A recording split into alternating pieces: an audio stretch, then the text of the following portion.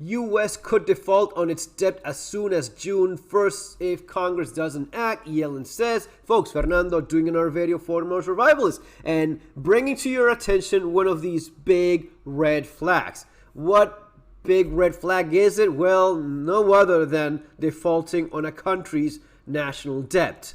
This is the main reason why Argentina back in the day ended up collapsing because it defaulted on its national debt. Now, will this happen? Most likely, no. Some kind of arrangement will probably end up happening, but this just keeps kicking the ball down range and just making things even worse, increasing that national debt.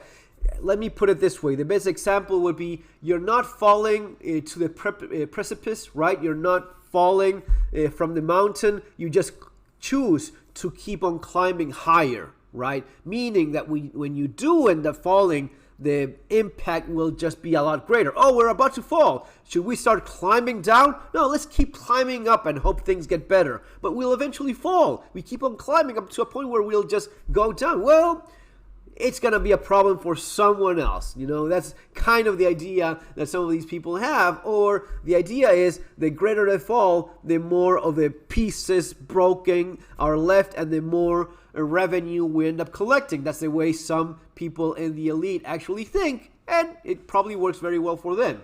But the way in which this is, and this is from CNN. This is nothing like, oh, they're trying to paint things with a with a negative glass. No, CNN is the official voice of the Biden administration. So if they are saying that this is a concern, at the very least, you should be paying attention. The U.S. could default on its obligations as soon as June 1st if Congress doesn't address the debt limit before then, Treasury Secretary Janet Yellen said Monday. This could also be one of these little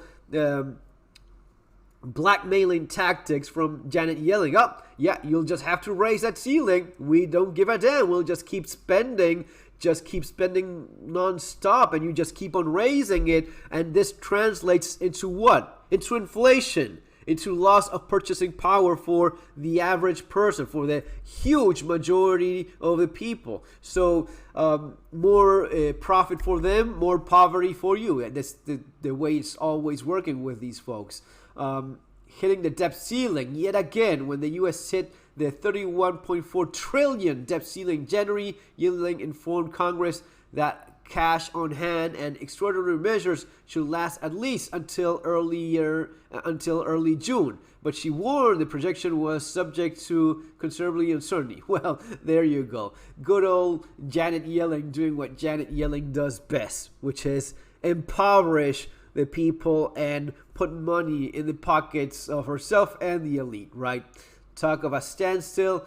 I don't think there will be one. I think they will reach an agreement which benefits them and, hurts the rest of us, as they always do. But this is one of those things. When people ask, hey, Fernando, what about comparisons with what you saw in Argentina, what you see in different countries? This would be one of those main things. When a country has to default on its national debt, and the moment in which not just the average people, but the rest of the world loses trust in the US dollar, when they don't want the US dollar anymore, then there won't be a choice of raising that ceiling anymore. No one will want it. You will end up defaulting, and that's the moment in which it all crumbles down like a gigantic tower. Okay, folks, as always, if you haven't bought it already, I strongly advise that you get yourself Surviving the Economic Collapse, because that's what you're seeing right now, as well as street survival skills for the practical aspect of survival and preparedness for when things end up going this way. See you on the next video. Take care.